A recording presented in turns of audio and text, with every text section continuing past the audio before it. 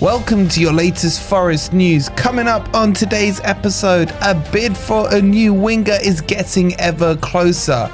Forest set to reinforce up front. I want to be the number one choice, says Gimenez. And McAtee wants to leave with Forest as favourites. All this and plenty more coming up today on your latest Forest news. Let's get into it.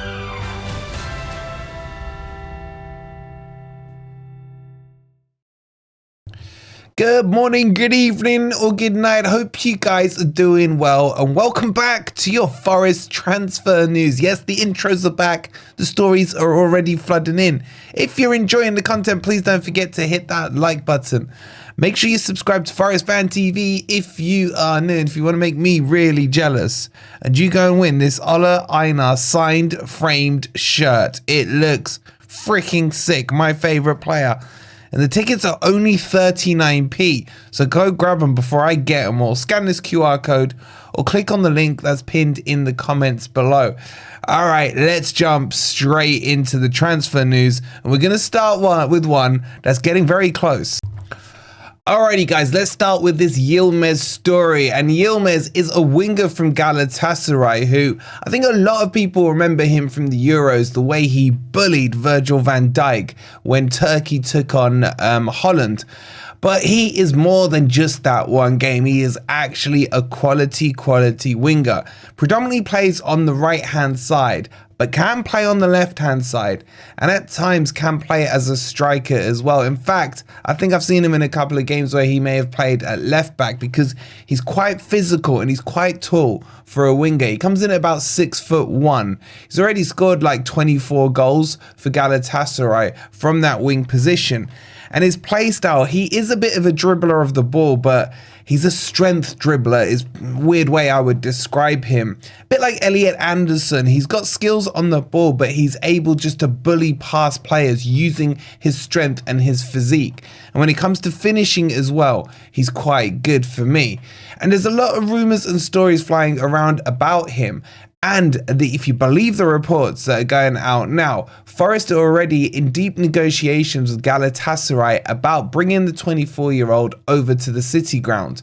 Now, in terms of fees and prices and everything else, he signed a new contract, I think about a year or so ago, and his valuation is about 20 million euros, which is about 16 million pounds.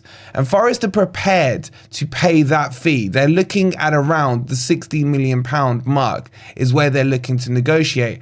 However, Galatasaray want in excess of that 20 million euro mark, aka 16 million pounds.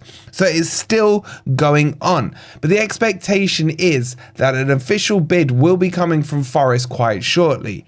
Now, it's not just Forest that have been interested in him. This is a player that's been linked with the likes of Liverpool, West Ham and Newcastle in the summer that had just gone. There's a lot of people that are potentially interested in him. And if Forest bring him in, they'll have to do it this quickly and try and get him in under the radar. I really rate this guy. But the question is, where does he fit in? Because predominantly, as I said, he'll play on the right-hand side, which Elanga is now coming into his own. Maybe those Newcastle links, we've been hearing a couple of rumours, may reignite over this transfer window. And if he plays on the left, and he does a bit what Callum Hudson-Odoi does, he's very right-footed, so he'll cut in onto the right-hand side and take those cheat code finesse shots as well, and he's scored a few from those. So he's very versatile. I can see why Nuno wants him, but I also think to myself, this feels a bit like the summer window where it just felt like we were linked with so many wingers, and we ended up with Jota Silva, Elanga, Callum Hudson-Odoi, Sosa, probably one or two others that I'm forgetting as well. So do we need that many? Does this maybe indicate that there's still some interest in Elanga from the likes of Newcastle, etc.? Or will we see, as some rumours are suggesting, that Jota Silva may already be on his way out, potentially on loan from Forest? I can't verify those ones. They're just the stuff doing the rounds, and I'm bringing it to you guys. And what about Sosa? He hasn't really had a chance yet. Is he going to get a fair crack at the whip in this team? But what do you guys think about Gimenez? Because I'm very excited by him. I like the idea of of more competition in places. I do think we need strengthening in other departments, which we'll talk on in just a second. But get your thoughts in on him down below. All right, let's talk on strikers, and I'm going to talk about two kind of in this segment together, and they shouldn't be, strange names to you because we've covered them off before. Let's start with Gimenez. Yes, remember him, because we told you a couple of weeks ago that stories were coming out from his dad to say that actually he is up for a move over to the Premier League, aka Forest. And now more stories are emerging because they've seen the backlash about what we've said about him. It's a case of, well, you thought we were in a relegation battle and you didn't want to join because of that. Well, the narrative has now changed. Gimenez is coming out, apparently, according to reports, to say that, no. That wasn't why I didn't want to join Forest. The reason I didn't want to join Forest was because I had no guarantee of being the starting number 9 in the team with Cristiano Ronaldo there, etc.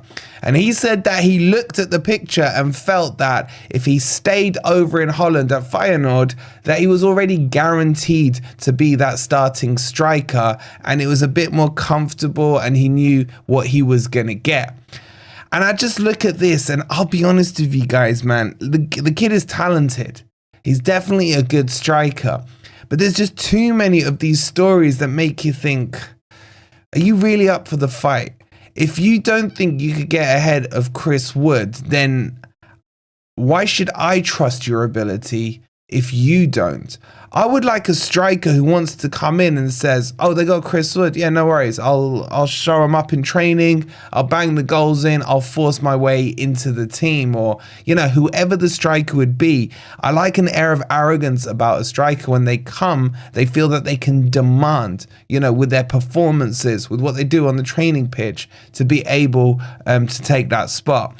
So this is still up in the air. There is still links to him coming back to Forest, and I think Nuno is still a huge admirer of him, and I think can see past that. I feel like Nuno may feel that if he can get him through the gates, then he'll be able to convince him, right, this is what you're going to do, this is how we work, this is how you fit in. And with the talks of Chris Wood still about AC Milan and Napoli and a few other rumours knocking around, a striker is going to be an important piece of business that Forest may need to do this transfer window, which brings us on to the second part of the striker bit, which is Yuri Alberto. Again, this is a player we've told you about for the last few months that Forest have been very keen on and very interested in. He's a 23-year-old from Corinthians, where we got obviously Murillo and Carlos Miguel. And the talk is that he is up for a move, and that Forest are very interested in him, have good ties in with Corinthians because obviously we've done business before. But I still think this is an age thing, like he's moving as a 23-year-old from Brazil, which is against the normal grain that you see. I still think if Yuri Alberto comes, and I feel like this may progress over this window, he's coming as an understudy to Chris Wood, and then he'll be developed over the next couple of months, and we'll probably see him really start to flourish, maybe in pre-season in the summer as we head into our Champions League campaign. So there is already a lot of talk about strikers, some old flames being relinked with Forest. But what do you guys think about what Gimenez had to say? Does that fill you with more or less confidence? Let me know in the comments down below. All right, let's move on to the next story. Oh my God, I love these transfer windows. They're so much fun. If you're enjoying these transfer windows, quick reminder, make sure you've hit that like button. Make sure you're subscribed as well. We'll keep you posted with all the rumors, news, and confirmations and everything throughout this window. So let's talk about James McAtee, the Man City midfielder who was on loan last season to Sheffield. Don't let that put you off just yet. Hear me out. So he wants to leave Manchester City because he wants more first team football. Now, surprisingly, he has started to play a couple of games for Man City. I think against the Leicester match, he was in their midfield. And speaking to some of my Man City mates to get the inside scoop on him, and I spoke to Jimmy as well. From a Sheffield perspective, you get contrasting stories. Jimmy seems to think he is a good player, but may not quite cut it at the higher level of the Premier League, which is where Forest are sitting. And I did, yes, remind him that we are second. But when you speak to the likes of Daps and the other Man City boys that we know, they think big things about him. This is a player who was captaining through the youth systems with the likes of, you know, all the other Man City stars that were coming through.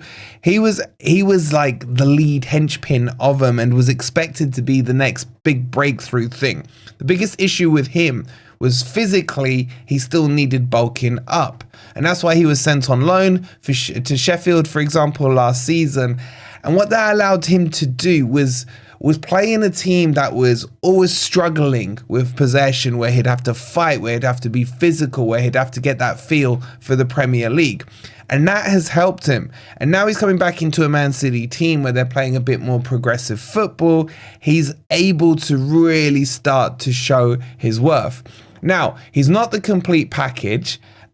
Just because he's come from Man City doesn't mean that by default this is going to be the next Palmer coming through. And his valuation is in and around 20 to 25 million. Now, what's interesting is, as I mentioned at the start, he said he wants to leave Man City. So it's believed he's informed Pep that he wants to move. And if Pep greenlights this, then he is free to go. And Forest have shown a very big interest in him and are in fact one of the front runners for signing him up. But there are a host of clubs after him. Let me just run you through them. You got Leverkusen, you got Leipzig, West Ham, you got Crystal Palace, and a few other clubs as well, all looking at the 25 million rated midfielder. And he has versatility within where he plays. I think he's more a CM, but he can play as an attacking mid, and he can also play on the right-hand side. So this one's one to keep an eye on. This will depend on whether or not Pep sanctions the green light, should we say, for McAtee to leave. To leave. So we'll keep you posted on this one as always. It's early days in the window, but the rumours and the links have all started. So what do you think on him? Would you take him at 22 years old from Manchester City? And will Man City sell to a rival sitting up there in the top 4 of the Premier League? They've done it before with the likes of Chelsea and Arsenal, so I don't see it being a massive issue. But get your thoughts in down below. And ladies and gents, that's the intro we have for you guys on this transfer window, as it is officially now open and Forest will start to do their business. Let me know in the comments down below where you think Forest must and should strengthen. If you haven't already, please don't forget to hit that like button. Make sure you subscribe to Forest Fan TV if you are new. We will see you on the next video. Looking forward to reading your comments. Come on, you Reds.